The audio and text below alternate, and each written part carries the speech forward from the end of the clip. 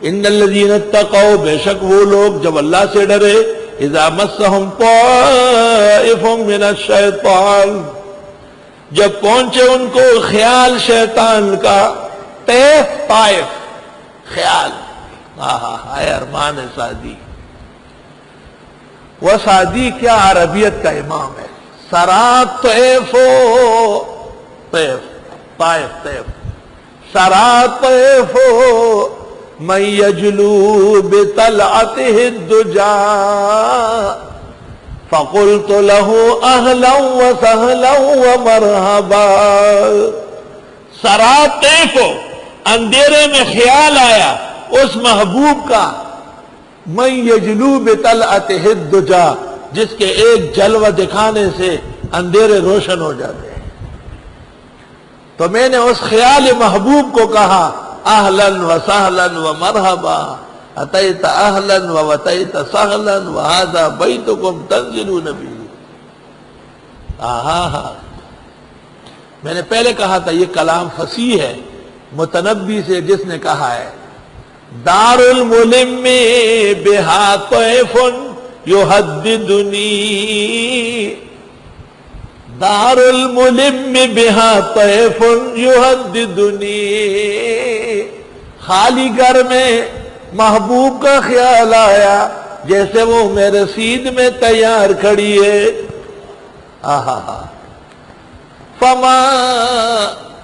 فما کذبت عینی فیما رأت ولا کذبا، میری آنکھوں نے نہ جھوٹ بولا ہے نہ سچ کیا۔ جھوٹ اس لیے نہیں کہ خواب تو آیا ہے، اور سچ اس لیے نہیں کہ واقعی موجود نہیں ہے۔ اس سے سعدی کا کلام وزندار ہے۔ طائف خیال، ایسا خیال کہ جو بہت کم لوگوں کو نصیب ہوتا ہے۔ اللہ اکبر۔ تفسیر کی کتابوں میں اس جگہ واقعہ لکھا ہے، ابن کثیر نے لکھا ہے، حضرت عمر رضی اللہ عنہ کے زمانے میں ایک نوجوان کہیں کام کاج کے لیے جاتا تھا، راستے میں ایک آبادی سے گزرتا تھا، وہاں ایک محل میں ایک خاتون تھی، وہ کہیں اس نوجوان پر عاشق ہوئی اور بڑے ہیلے حوالے سے اپنے پاس بلایا اور اس کو گناہ کی دعوت دی، لیکن وہ نوجوان خدا رسیدہ ولی تھا، اس نے گناہ سے انکار کیا، اور جب اس خاتون نے اصرار کیا تو اس نے جان دے دی۔ اس صدمے معصیت سے اس کی روح نکل گئی۔ حضرت عمر رضی اللہ عنہ کو پتہ چل گیا، وہ تدفین کے بعد اس کی قبر پر آئے، حضرت عمر نے یہ آیات وہاں پڑھی، ان الذین، بے شک وہ لوگ، اتقوا جو اللہ سے سچ مچ ڈرتے ہیں، اذا مسهم طائف من الشیطان، جب چھوئے ان کو شیطانی خیال، تذکروا چونک اٹھتے ہیں، فاذا هم مبصرون، پس ناگہاں وہ کھلی آنکھوں سے دیکھتے ہیں۔ جان ہی دے دی جگر نے آج پائے یار پر، جان ہی دے دی جگر نے آج پائے یار پر، عمر بھر کی بے قراری کو قرار آئی گیا۔ وَإِخْوَانُهُمْ يَمُدُّونَهُمْ فِي الْغَيِّ، اور ان کے بھائی تو گھسیٹتے ہیں ان کو گمراہی میں، ثُمَّ لَا يُقْصِرُونَ، پھر وہ شیاطین کمی نہیں کرتے۔ اخوانہم سے مراد شیاطین کے بھائی ہیں۔ وَإِن تَدْعُوهُمْ إِلَى الْهُدَىٰ، اور اگر آپ پکاریں ان معبودان باطلہ کو ہدایت کے لیے، لا يَتَّبِعُوكُمْ، وہ نہیں آ سکتے ہیں، سواء علیکم، برابر ہے تمہارے لیے، ادعوتموہم، کہ ان کو پکارو، ام انتم صامتون، یا تم خاموش رہو۔ ان الذین تدعون من دون اللہ، بے شک وہ لوگ جن کو پکارتے ہو اللہ کے سوا، عباد امثالکم، وہ بھی بندے تھے تمہارے جیسے۔ یہ کہتے ہیں بت پکارتے، بت نہیں پکارتے تھے، عباد امثالکم، وہ تو بندے تھے، لات منات عزا 360 جتنے تھے، سب کے سب اولیاء اللہ، بزرگان دین تھے اپنے اپنے زمانے کے۔ یہاں تک کہ وہ 5 بت، 5 مورتیاں جن کا ذکر سورۃ نوح میں ہے، لا تذرن ودا ولا سواعا ولا یغوث ویعوق ونسرا، بخاری شریف میں ہے کانوا عبادا صالحین، یہ بھی نیک لوگ تھے اپنے زمانے کے۔ اور تفسیر ابن کثیر نے نقل کیا ہے کہ یہ شیس علیہ السلام کے حقیقی بیٹے تھے، صلبی بیٹے تھے، حضرت شیس علیہ السلام، جن کا مزار بلخ میں ہے۔ بے شک وہ معبودان جن کو تم پکارتے ہو اللہ کے سوا، عباد امثالکم، یہ بندے ہیں تمہارے جیسے، فدعوہم، پس انہیں پکارو، فلیستجیبوا لکم، پس جواب دے تمہیں، ان کنتم صادقین، اگر ہو تم سچے۔ الہم ارجل یمشون بہا، کیا ان کی ٹانگیں ہیں جن سے چل سکے، ام لہم ایدی یبطشون بہا، یا ان کے ہاتھ ہے کہ پکڑ سکے ان سے، ام لہم اعین یبصرون بہا، یا ان کی آنکھیں ہیں کہ دیکھ سکے ان سے، ام لہم آذان یسمعون بہا، یا ان کے کان ہیں کہ ان سے سن سکے۔ قل ادعوا شرکاءکم، آپ فرمائیے پکاریے اپنے معبودوں کو، اپنے درگاہوں کو، بابوں کو، ثم کیدونی فلا تنظرون، پھر میرے خلاف سازش کرو، مجھے مہلت مت دو۔ ان ولی اللہ الذی نزل الکتاب، بے شک میرے کارساز وہ اللہ ہے جس نے اتاری کتاب، وَهُوَ يَتَوَلَّى الصَّالِحِينَ، اور وہ دوستی کرتے ہیں نیک کرداروں سے، وَالَّذِينَ تَدْعُونَ مِن دُونِهِ، اور جن کو تم پکارتے ہو اس کے سوا، لَا يَسْتَطِيعُونَ نَصْرَكُمْ، نہیں مدد کر سکتے تمہاری مدد کر کے، وَلَا أَنفُسَهُمْ يَنصُرُونَ، اور نہ وہ اپنی مدد خود کر سکتے ہیں۔ وَإِن تَدْعُوهُمْ إِلَى الْهُدَىٰ لَا يَسْمَعُونَ، اور اگر آپ پکارے ان کو ہدایت والی باتوں کی طرف سنتے نہیں۔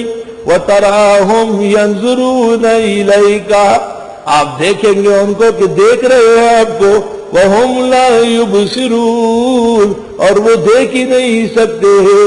خُذِ الْعَفْوَ، معاف کرنا اختیار فرما، وَأَمُرْ بِالْعُرْفِ، فیصلے کرے عرف کے مطابق، عرف بھی دلیل ہے جیسے قیاس دلیل ہے۔ وَأَعْرِضْ عَنِ الْجَاهِلِينَ، اور رہنے دے جاہلوں کو، جاہلوں سے زیادہ الجھنا نہیں، جواب جاہلا باشد خاموشی، ایک بڑے علم کا کام یہ بھی ہے کہ بے موقع و بے محل کسی غیر ضروری آدمی سے نہ الجھے۔ وَإِمَّا يَنزَغَنَّكَ مِنَ الشَّيْطَانِ نَزْغٌ، اور اگر آپ کو چھیڑ دے شیطان چھیڑ کر، فَاسْتَعِذْ بِاللَّهِ، پس اللہ کی پناہ میں آؤ۔ شیطان چاہتا ہے کہ آپ الجھے، ہر ایک سے جھگڑے فسادات کرے، قیمتی وقت آپ کا ضائع ہو جائے گا۔ إِنَّهُ سَمِيعٌ عَلِيمٌ، بے شک وہ خوب سننے والے جاننے والے ہیں۔ وَإِذَا لَمْ تَأْتِهِمْ بِآيَةٍ، اور جب آپ نہیں لائیں گے ان کو نشانی، قالوا یہ کہیں گے لَوْلَا اجْتَبَيْتَهَا، کیوں آپ معجزہ نہیں دکھاتے؟ قُلْ إِنَّمَا أَتَّبِعُ مَا يُوحَىٰ إِلَيَّ مِن رَّبِّي، آپ فرمائیے میں اتباع کرتا ہوں وہ جو وحی آتی ہے مجھ کو رب کے ہاں سے۔ هَٰذَا بَصَائِرُ مِن رَّبِّكُمْ، یہ آنکھیں کھولنے والی دلیلیں ہیں تمہارے رب کے ہاں سے۔ وَهُدًى وَرَحْمَةٌ لِّقَوْمٍ يُؤْمِنُونَ، اور یہ ہدایت اور رحمت ہے ان لوگوں کے لیے جو ایمان والے ہیں۔ وَإِذَا قُرِئَ الْقُرْآنُ، اور جب قرآن پڑھا جاتا ہو، فَاسْتَمِعُوا لَهُ، کان لگا کے سنو، وَأَنصِتُوا، خاموش رہو، لَعَلَّكُمْ تُرْحَمُونَ، تاکہ تم پر رحم ہو۔ امام احمد سے منقول ہے نزلت فی الصلاۃ، یہ نماز کے بارے میں آئی۔ روح المعانی میں اس پر اجماع نقل کیا گیا کہ آیت نماز کے بارے میں، جب قرآن پڑھا جاتا ہو تو تم کوشش کرو سننے کی، اگر سننے میں آتا ہو جیسے جہری نماز ہے، اور اگر سننے میں نہیں آتا ہو جیسے سری ظہر اثر تو خاموش رہو. قرات خلف الامام کی اجازت نہیں ہے. اور چونکہ وہ حدیث اذا قرأ فانصتوا ابن ماجہ اور مسلم کی، اور وہ حدیث من کان لہ امام فقراءۃ الامام لہ قراءۃ وہ آیت کے مطابق ہے، اس لیے اس پر امام ابو حنیفہ اور امام احمد نے مدار رکھا، اور دونوں اماموں نے کہا ہے کہ امام کی اقتداء میں مقتدی قرات نہ کرے. امام اعظم کے نزدیک تو حرام ناجائز ہے اور احمد کے ہاں ناپسندیدہ ہے.